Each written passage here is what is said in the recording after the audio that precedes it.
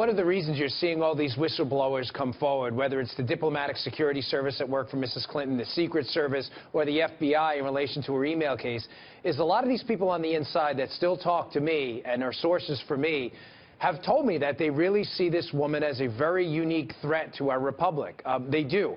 And that omerta that we need to keep quiet for the sake of keeping quiet is now gone. The veil of it's gone. And this story about an agent being used to assist with Clinton Foundation server issues, security issues, which is totally against the rules for the Secret Service, I'm pretty confident I know who the agent is totally unsurprising to me. And I'll bet there's a lot more there that's not being said. I'm reasonably confident of that as well, based on some stories I've heard about what actually happened over there. Wow. This is from the FBI documents that have now been uncovered. And it's a complaint from those who were protecting her that says this: Clinton refused to do so, instead choosing to be accompanied in a limousine by her chief of staff, Huma Abedin. This frequently resulted in complaints by ambassadors who were insulted and embarrassed by this breach of protocol. Redacted explained that Clinton's treatment of DS agents on her protective detail was so contemptuous that many of them sought to be reassigned for employment elsewhere. So it's saying that rather than have those officials that were there to protect her ride along with her, and in some cases rather than having the ambassador that she was spending time with ride along with her, she booted them from the vehicle and wanted Huma Abedin to be there. Why does that matter? Yeah.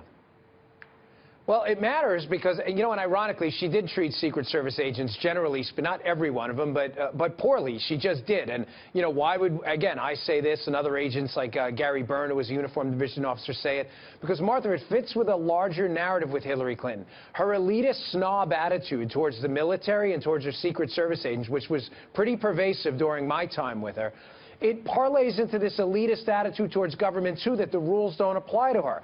That story you just read about the protocol, that is a major slap in the face. I remember doing overseas security advances. They have a protocol chief in the State Department who strictly handles things like this. This is a major embarrassment on a foreign trip for her not to do this and to be seen separated in the motorcade from the leader of the country she's been invited to. But, Martha, again, she's an elitist. She acts like a snob. She treats people terribly, and she doesn't care about your feelings or, frankly, any protocol rules the government has. It doesn't matter. It's all about Mrs. Clinton all the time. She doesn't care. And she treated female agents terribly, too, which I find ironic because she says she's a, you know, there's a war on women. Yeah, there was a war on women in the Secret Service. She waged it. She was really terrible. Wow. And I guarantee you, you're going to hear more people start to talk about this. And I know that, you know, you have personal experience to back up your opinion here. You know, I'm curious, are you getting a drift from Secret Service agents who are thinking that perhaps there will be another Clinton presidency, that they're going to have to protect her again?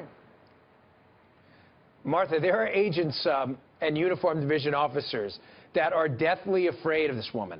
I mean, again, I can't explain. It's odd that the left uses the term a unique threat to democracy to define Trump. But when you talk to people who actually know Mrs. Clinton and worked with her in the military, the Secret Service, and the Diplomatic Security Service, that's the exact same expression they use to talk about Hillary Clinton.